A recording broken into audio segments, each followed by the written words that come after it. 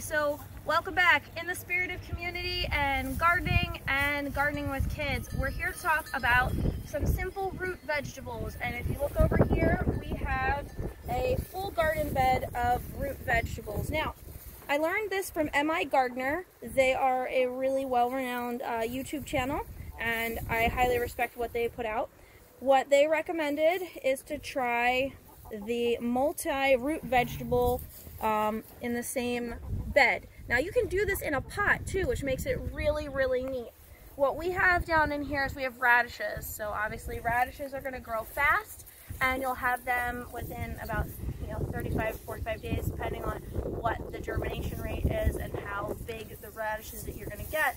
But what we also put in this bed is we put carrots, we put onion sets, parsnips, and beets. So we direct sowed all of those into the soil, and as you can see, they are very much so coming to life and growing really well. And they all have different germination rates and different lengths of time that they'll be growing. And what they'll do is, instead of being angry at each other because we put 1 to 2 seeds in each hole, is that they'll literally push each other apart because they are all roots and they know how to make space for themselves, and they're all different, so they will literally break each other apart so that they still have enough room to grow. And we use the square foot gardening method. So if you come in here and look at this, we recognize in a square foot you can only have so many plants.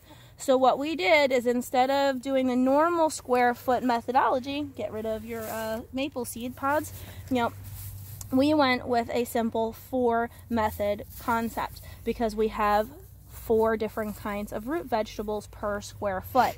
So 4 times 4 is 16, and in a square foot garden you can have about 16 root vegetables in one small space. So that's what we did. We just shrunk it down to maximize what we have and availability. And you can do all of this in a container as well. So don't let gardens outside daunt you and scare you. You have the availability to put something in a pot and just get some potting soil and direct sow your seeds into that, and you'll have the same ability to have crops and food security right now for yourself and for your family.